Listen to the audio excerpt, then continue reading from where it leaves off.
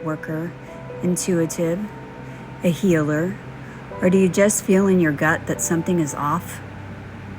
If so, I'm inviting you to join me live on Zoom for a discussion on energy and the self inside the paradigm shift. How do we, as feeling beings, operate inside a world uproar? I'm going to tell you ahead of time that these discussions usually end up covering a lot more content than I have words to describe beforehand. If you've trained with me at all, you know when I start to flow, I'll catch hold of the streams as they come in.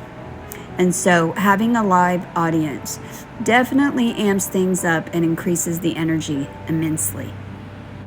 So I do hope you join in. I think in light of all that's going on in our world, that it's important for us to be able to refuel ourselves. With every broken part of the world vying for our attention and therefore our energy, it's never been more important to understand how to operate and refuel ourselves, solidifying the ground on which we stand. So I'd first like to start off with a discussion on energy to help you understand. If we can understand energy from a different perspective, perhaps we can gain a better understanding of how to operate within it. So we, as humans, have two types of energy. We call them think and feel. That's what the body can do.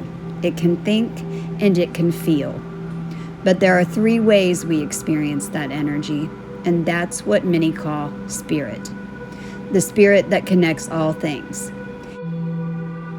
It is this, the living spirit, that makes Maheo Reiki a living energy that has sustained itself for 20 years.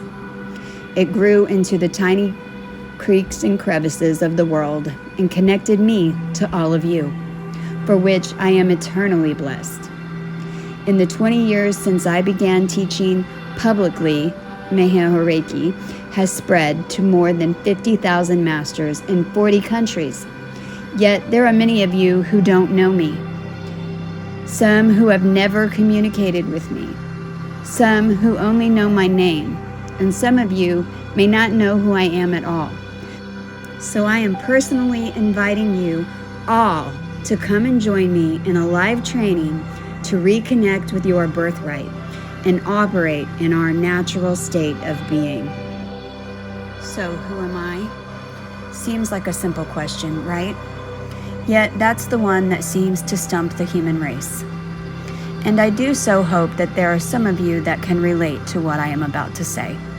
I've become accustomed to people looking at me like I have three heads, but I hold a solid stance that there are those with whom I resonate, and they will feel all that the words reveal.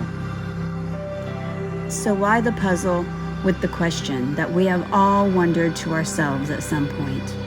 Who am I? I am Cheryl Rain Carter, founder of Maheo Reiki. I am a mom of 4, grandmother of 2. I am an author, a creator of art, etc. Something along those lines is the normal response. Then perhaps I am a person who enjoys music and dislikes broccoli. These are the surface level answers that often bubble out of us on autopilot. That's the spit shine we put on our I. I is individual personality. Personality is what we use to interact with the world. There are many ways we connect with I, or me if you prefer, because that is what we see with our I, our individual perspectives. Who we are is so much more than that. The fact is proven by the act of contemplating your I, your expression in the world. The act, not the answer, proves that this magnificent machine inside our skulls understands that. That part of you, it is just that, only a part. In more scientific terms, it is often named the ego self. Do not mistake ego for egotistical. These are not the same. The ego self is innate to the human being and thereby necessary for human function. The ego is our sense of selfhood, the identity of the mind.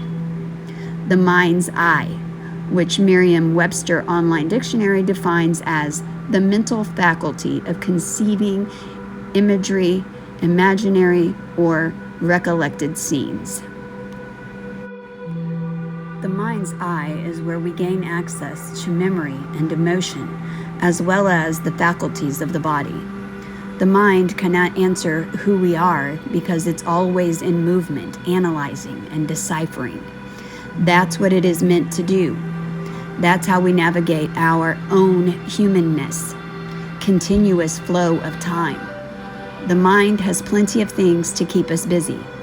Busy means we are always searching and gathering new data to add to our calculations. This, when used with intent, is a powerful ally. But what does all that busyness hide? Remember, I said the act, not the answer, proves there was something more. What happens in that act of contemplation? You observe or witness what's being displayed by the mind's eye. But from where are you viewing? The self or I is an observation of reflected consciousness. There is much more that we don't know about consciousness than we do know. Science has made some really amazing headway considering it has been labeled a taboo subject and, until recently, a death sentence to one's career. If you have not read up on it, you should. It's fascinating stuff. In a range of flavors, too, from the highly technical to what has been termed New Age by those who aren't fond of change. Consciousness was mainly handed off to the mystical, religious, or theological societies, and they found various ways to describe it with the tools they had available to them at the time. And what do we know about time? It's always moving. So the individual eyes of the world, with their unique perspectives, keep searching, and here we are today, still focused on our eye. Our eyes perceive what our brain determines to be important. Somewhere in there is the part that runs the human autopilot. Functions our bodies do without direction of the mind, like breathing, pumping the heart, running the blood through the body systems. This is where consciousness and humanness collide. This is the force that animates life. Here, there is no I, because the force that animates life is not individual to you or me, or even exclusively for humans. The life force runs through all things. No, we are not going to solve the centuries-long question today, but what we can do is contemplate. Can you locate your observer? This is where you witness. And that, my friends, is what has been called planting your face. Be conscious, observing consciousness for any length of time, and you'll see the question, who am I, is flawed. There is no I, only we. It is from that place of harmony you choose, decide, and grow your I to be exactly what you intend to open yourself up to being. Who am I? I am we. Come join me, Meheho Reiki family.